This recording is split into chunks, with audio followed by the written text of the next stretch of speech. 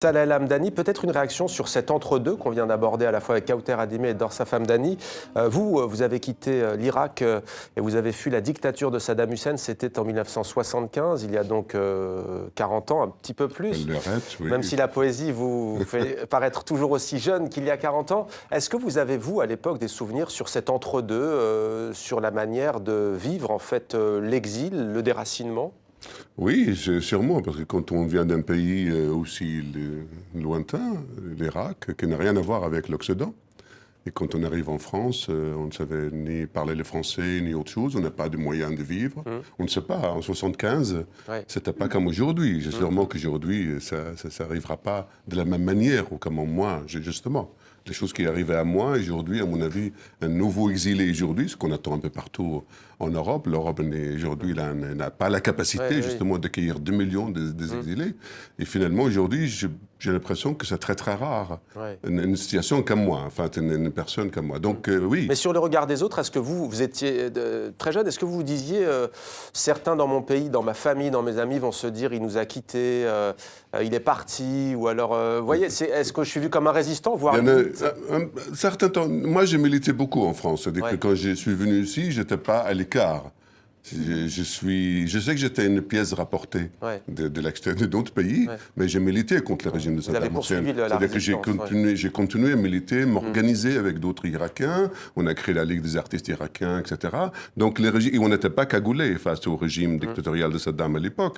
Donc quelque part, finalement, la lutte amène de s'adapter facilement dans la terre étrangère, ou avec un peuple qu'on ne connaît pas, ou sa culture, on l'ignore un peu. Et la poésie aussi, ça aide. La poésie parce qu'on le connaît un peu. Moi, je suis venu parce que j'adorais Albert Camus. C'est à partir d'une écriture de Camus que je suis venu en France. Parce que la France, vous savez, en Irak, on est très, très connu qu'on ne voyage pas. Les Irakiens, ils sont des nomades, mais ils restent autour de sources d'eau. Mais aller en France ou aller en Allemagne ou aux États-Unis ailleurs, j'ai l'impression que c'est, entre parenthèses, grâce à la dictature, finalement, que les Irakiens, aujourd'hui, puissent parler en français, par exemple. C'est très, très rare. Donc, c'était quelque chose... Et comme j'étais armé avec l'écriture d'Albert Camus, je viens au pays de Camus. Donc, j'étais, quelque part, un peu sauvé. Et je me sentais à l'aise dans cette culture française. Alors, est-ce que vous pouvez nous lire Je te rêve, titre magnifique, en français? Est-ce que je peux dire un petit mot sur Je te rêve? Oui, allez-y, présentez-le. Voilà, c'est un livre... après 40 ans, ma fille, Carmel, qui aujourd'hui elle est mariée, etc., il m'a donné une petite fille. Elle s'appelle Lou. Lou, oui. Et du coup, c'est quoi l'exilé alors? Aujourd'hui, vous voyez le dilemme. Alors, est-ce que c'est un dilemme? Un exilé, aujourd'hui, il a des racines dans ce pays de la France. Et ma petite fille, elle s'appelle Lou. Elle est d'un échange entre deux Français, parce que son mari est français et ma fille est d'origine moitié irakienne et moitié française. Et du coup, je me sens plus armé doublement. Et plus enraciné en France. J'ai des racines maintenant ici. J'ai des racines en Irak, bien entendu, que je n'ai pas. Mais je me sens beaucoup plus, comment dirais-je, j'ai chéri la France parce que, du coup, ma petite fille, elle me dit, voilà, le grand-père. Alors, tu es exilé ou tu es d'ici? C'est un clin d'œil.